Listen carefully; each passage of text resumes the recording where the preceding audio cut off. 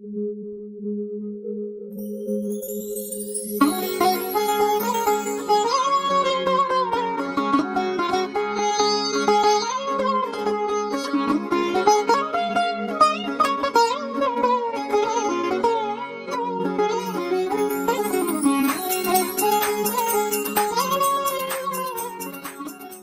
ਆਇਆਂ ਨੂੰ।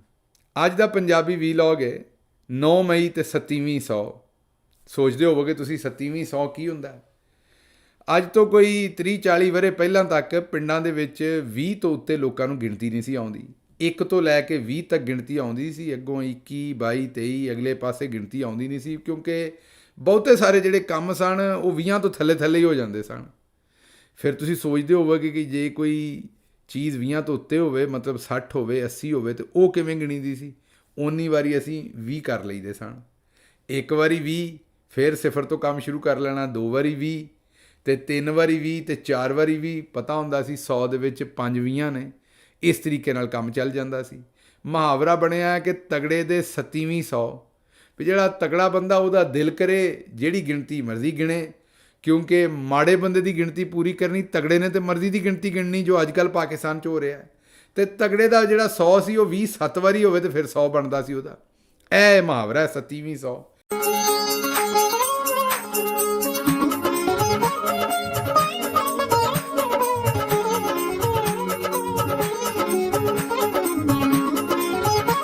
ਬਹਰਹਾਲ ਹੁਣ 9 ਮਈ ਦੇ ਉੱਤੇ ਆਉਂਦੇ।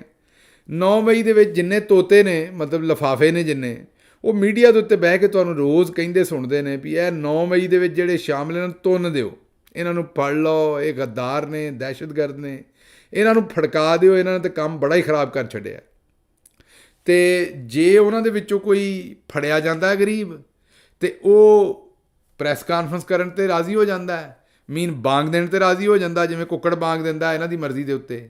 ਜੇ ਉਹ ਬਾਂਗ ਦੇ ਦਿੰਦਾ ਜਿਹੜੀ ਇਹ ਆਖਦੇ ਨੇ, ਅਤੇ ਫਿਰ ਉਹਨੂੰ ਛੱਡ ਵੀ ਦਿੰਦੇ ਨੇ, ਉਹਦੇ ਸਾਰੇ ਗੁਨਾਹ ਵੀ ਮਾਫ ਹੋ ਜਾਂਦੇ ਨੇ। ਅਤੇ ਇਹ ਹੀ ਲਿਫਾਫੇ ਜਿਹੜੇ ਨੇ ਇਹ ਧਮਾਲਾਂ ਪਾਉਂਦੇ ਨੇ ਵੀ ਵਿਕਟ ਡਿੱਗ ਗਈ, ਵਿਕਟ ਡਿੱਗ ਗਈ, 1 ਵਿਕਟ और गिर गई, 3 विकटें और गिर गई, 2 विकटें और गिर गई, मजबूत विकट गिर गई, अहम विकट गिर गई। ਕਹਿਣ ਦਾ ਮਤਲਬ ਇਹ ਹੈ ਕਿ ਇੱਕ ਪਾਸੇ ਇਹ ਤੋਤੇ ਅਤੇ ਲਿਫਾਫੇ ਜਿਹੜੇ ਨੇ ਉਹ ਆਉਂਦੇ ਨੇ ਸਖਤ ਸਜ਼ਾ ਦਿਓ, ਬਹੁਤ ਵੱਡੇ ਦਹਿਸ਼ਤਗਰਦ ਨੇ, ਪਰ ਪ੍ਰੈਸ ਕਾਨਫਰੰਸ ਕਰਦੇ ਹੋ ਅਤੇ ਫਿਰ ਵਿਕਟ ਡਿੱਗ ਜਾਂਦੀ ਹੈ, ਅਤੇ ਫਿਰ ਉਹ ਕਬੂਲ ਨੇ, ਅਤੇ ਫਿਰ ਉਹ ਚੰਗੇ ਨੇ। ਦੂਜੇ ਪਾਸੇ ਰੌਲਾ ਇਹ ਬਣਿਆ ਹੋਇਆ ਹੈ ਕਿ ਜੀ ਸੋਸ਼ਲ ਮੀਡੀਆ। ਸਾਡਾ ਦੋਸਤ ਹੈ, ਚੰਗਾ ਭਰਾ ਹੈ, ਉਹਨੇ ਇੱਕ ਥਿਊਰੀ ਦਿੱਤੀ ਹੈ, ਪਹਿਲਾਂ ਉਹ ਸੁਣੋ ਜ਼ਰਾ। मैं देखता एंकर्स हैं, जर्नलिस्ट हैं, यूट्यूबर्स हैं, उन्होंने अगर व्यूज लेने हैं तो इमरान खान की तारीफ करनी है, रीट्वीट्स लेने इमरान खान की तारीफ करनी है, लाइक्स लेने तारीफ करनी है। जिनको उन्होंने बताया था कि कुछ जैली किस्म के उन्होंने बनाए हुए हैं कि एक कंप्यूटर पड़ा हुआ है जिसमें 10,000 के करीब हैं, वो ट्वीट्स आपका डालते हैं, वो उसी में एकदम शर्त करके ना, जैसे फिल्म चलती है, उन्होंने करके रीट्वीट्स करके आपको वो कर दे। अब हर कोई देखना चाहता है मेरे रीट्वीट्स कितने, मेरे व्यूज कितने। सो इमरान ਇਹ ਤੁਸੀਂ ਆਪੇ ਹੀ ਸੁਣ ਲਈ ਹੈ ਕਿ ਉਹਨਾਂ ਆਖਿਆ ਕਿ ਇਹਨਾਂ ਦੇ ਕੋਲ ਇੱਕ ਕੰਪਿਊਟਰ ਹੈ, ਜਨਾਬ ਸਾਡੇ ਦੋਸਤ ਰਾਊਫ ਕਲਾਸਰਾ ਸਾਹਿਬ ਆਖਿਆ, ਉਹਦੇ ਵਿੱਚ ਟਵੀਟ ਪਾਉਂਦੇ ਨੇ। ਮੈਂ ਅੱਜ ਤੱਕ ਇਹ ਤਾਂ ਸੁਣਿਆ ਸੀ ਵੀ ਰਸ ਕੱਢਣ ਵਾਸਤੇ ਮਾਲਟੇ ਪਾਈ ਦੇ ਨੇ ਕਿਸੇ ਮਸ਼ੀਨ 'ਚ, ਗਾਜਰਾਂ ਪਾਈ ਦੀਆਂ ਨੇ। ਇਹ ਕਲਾਸਰਾ ਸਾਹਿਬ ਸਾਨੂੰ ਦੱਸਿਆ ਕਿ ਕੋਈ ਕੰਪਿਊਟਰ ਹੈ ਜਿਹਦੇ ਵਿੱਚ ਟਵੀਟ ਪਾ ਦਈਦਾ। ਬਾਹਰ ਉਹਦੇ ਵਿੱਚ ਇਹਨੇ ਆਖਿਆ ਟਵੀਟ ਪਾਉਂਦੇ ਨੇ ਅਤੇ ਫਿਰ ਆਵਾਜ਼ ਆਉਂਦੀ ਹੈ ਸਰ। ਮਾਜ਼ਰਤ ਮੈਂ ਆਵਾਜ਼ ਕੱਢੀ ਹੈ, ਲੇਕਿਨ ਬਾਹਰ ਕਲਾਸਰਾ ਸਾਹਿਬ ਨੇ ਵੀ ਕੱਢੀ ਸੀ। ਉਹਨਾਂ ਆਖਿਆ ਫਿਰ ਸਰ ਦੀ ਆਵਾਜ਼ ਆਉਂਦੀ ਹੈ ਅਤੇ ਉਹ ਟਵੀਟ ਜਿਹੜਾ ਉਹ ਟਵੀਟ 'ਤੇ ਟਵੀਟ ਹੋ ਜਾਂਦੇ ਨੇ, ਟਵੀਟ 'ਤੇ ਟਵੀਟ ਹੋ ਜਾਂਦੇ ਨੇ। ਫਿਰ ਕੁਝ ਦੋਸਤਾਂ ਵੀ ਆਖਿਆ ਵੀ ਇਹ ਮਸ਼ੀਨ ਸ਼ਬਾਜ਼ ਗਿੱਲ ਜਿਹੜਾ ਉਹ ਅਮਰੀਕਾ ਤੋਂ ਲਿਆਇਆ ਸੀ। ਅਤੇ ਮੈਂ ਹੁਣ ਇਸ ਗੱਲ ਦੇ ਉੱਤੇ ਕੀ ਕਹਾਂ, ਮਤਲਬ ਜਿਹੜੇ PTI ਦੇ ਸੋਸ਼ਲ ਮੀਡੀਆ ਦੇ ਜਵਾਨ ਨੇ ਉਹਨਾਂ ਦੇ ਪਿੱਛੇ ਲੱਠ ਲੈ ਕੇ ਪੈ ਗਏ ਨੇ। ਕੱਲ੍ਹ ਤੱਕ ਉਹ ਮੁਹੱਬੇ ਵਤਨ ਸਨ ਅਤੇ ਪਾਕਿਸਤਾਨ ਦੀ 5th ਜਨਰੇਸ਼ਨ ਵਾਰ ਮੀਨ ਜਿਹੜਾ ਪਾਕਿਸਤਾਨ ਅਤੇ ਹਿੰਦੁਸਤਾਨ ਔਰ ਦੂਸਰੇ ਮੁਲਕਾਂ ਹਮਲਾ ਕੀਤਾ ਅਸੀਂ ਬਿਆਨੀਏ ਦਾ, ਨੈਰੇਟਿਵ ਦਾ, ਗੱਲਬਾਤ ਦਾ, ਉਹਦਾ ਜਵਾਬ ਬਹਿ ਕੇ ਦਿੰਦੇ ਸਨ ਅਤੇ ਉਹਨਾਂ ਨੂੰ ਅਸੀਂ ਸੰਦਾਂ ਦਿੰਦੇ ਸਾਂ, ਸਰਟੀਫਿਕੇਟ ਦਿੰਦੇ ਸਾਂ, ਉਹਨਾਂ ਨੂੰ ਸਿਰ 'ਤੇ ਚੁੱਕਦੇ ਸਾਂ, ਆਉਂਦੇ ਸਾਂ ਇਹ ਸਾਡੇ ਵਤਨ ਦੇ ਜਿਹੜੇ ਬਿਹਤਰੀਨ ਜਵਾਨ ਨੇ। ਅੱਜ ਅਸੀਂ ਉਹਨਾਂ ਨੂੰ ਦਹਿਸ਼ਤਗਰਦ ਕਰਾਰ ਦਿੰਦੇ। ਆਉਂਦੇ ਨੇ ਕਰੋੜਾਂ ਰੁਪਈਆ ਇਮਰਾਨ ਖਾਨ ਨੇ ਉਹਦੇ 'ਤੇ ਸੋਸ਼ਲ ਮੀਡੀਆ ਦੀ ਟੀਮ 'ਤੇ ਲਾਇਆ, ਅਤੇ ਇਸ ਵਾਸਤੇ ਸੋਸ਼ਲ ਮੀਡੀਆ 'ਤੇ ਜਿਵੇਂ ਕਲਾਸਰਾ ਸਾਹਿਬ ਆਉਂਦੇ ਨੇ ਸਰ ਕਰਕੇ ਅਤੇ ਜਿਹੜੇ ਨਾ ਉਹ ਜਨਾਬ ਟਵੀਟ ਹੋ ਜਾਂਦੇ ਸਨ। ਲੇਕਿਨ ਇੱਕ ਗੱਲ ਮੈਨੂੰ ਦੱਸੋ ਕਿ ਇਮਰਾਨ ਖਾਨ ਦੀ ਹਕੂਮਤ 2018 ਤੋਂ ਆਈ ਹੈ, ਅਤੇ ਕੀ ਸੋਸ਼ਲ ਮੀਡੀਆ ਦੇ ਉੱਤੇ ਨੰਬਰ 1 ਜਿਹੜੀ ਸੀ ਉਹ ਪਾਕਿਸਤਾਨ ਤਹਿਰੀਕ ਇਨਸਾਫ ਨਹੀਂ ਸੀ ਹੈਗੀ 2018 ਤੋਂ ਪਹਿਲਾਂ? ਚਲੋ ਇਸ ਗੱਲ ਨੂੰ ਛੱਡ ਦਿੰਦੇ।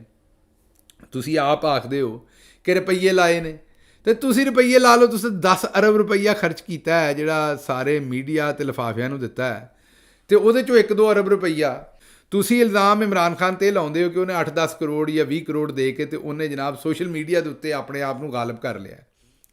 ਤੁਸੀਂ 10 ਅਰਬ ਰੁਪਈਆ ਲਿਫਾਫਿਆਂ ਨੂੰ ਵੰਡਿਆ, ਉਹਦੇ ਵਿੱਚੋਂ ਤੁਸੀਂ ਵੀ 1-ਅੱਧਾ ਅਰਬ ਸੋਸ਼ਲ ਮੀਡੀਆ ਤੇ ਲਾ ਦੇਣਾ ਸੀ, ਤੁਸੀਂ ਵੀ ਨੰਬਰ 1 ਹੋ ਜਾਣਾ ਸੀ। ਫਿਰ ਦੂਜੀ ਗੱਲ, ਇਮਰਾਨ ਖਾਨ ਦੀ ਹਕੂਮਤ ਨੂੰ ਗਏ ਨੂੰ 1.5 ਸਾਲ ਹੋ ਗਿਆ, ਹਜੇ ਵੀ ਇਮਰਾਨ ਖਾਨ ਤੇ ਨੰਬਰ 1 ਹੈ। ਤੇ ਹੁਣ ਤੁਹਾਡੇ ਕੋਲੋਂ ਕਿਉਂ ਨਹੀਂ ਕਾਬੂ ਆਉਂਦਾ? ਰੌਲਾ ਸਿਰਫ ਇਹ ਹੈ ਕਿ ਪਹਿਲਾਂ ਪਾਕਿਸਤਾਨ ਦੇ ਵਿੱਚ ਰਿਵਾਜ ਸੀ ਵੀ 27ਵੀਂ 100 ਸੀ, ਸਮਝਦੇ ਹੋ ਨਾ, ਤਗੜੇ ਦਾ 27ਵੀਂ 100 ਸੀ। ਸਾਡੇ ਪਿੰਡਾਂ ਵਾਲਿਆਂ ਨੂੰ 20 ਤੋਂ ਉੱਤੇ ਗਿਣਤੀ ਨਹੀਂ ਸੀ ਆਉਂਦੀ। ਇਹ ਤੁਹਾਨੂੰ ਪਤਾ ਨਹੀਂ ਲਤੀਫਾ ਲੱਗਦੀ ਹੋਏਗੀ ਗੱਲ, ਪਰ ਮੈਂ ਜਦੋਂ ਛੋਟੇ ਹੁੰਦਿਆਂ ਤੋਂ ਵੱਡਾ ਹੋ ਰਿਹਾ ਸਾਂ, ਮੇਰੇ ਆਸੇ ਪਾਸੇ ਅੱਗੇ ਪਿੱਛੇ ਇਹੋ ਜਿਹੇ ਬਥੇਰੇ ਬਜ਼ੁਰਗ ਸਨ ਜਿਨ੍ਹਾਂ ਨੂੰ ਵਾਕਿਆ ਹੀ 20 ਤੋਂ ਉੱਤੇ ਗਿਣਤੀ ਨਹੀਂ ਸੀ ਆਉਂਦੀ।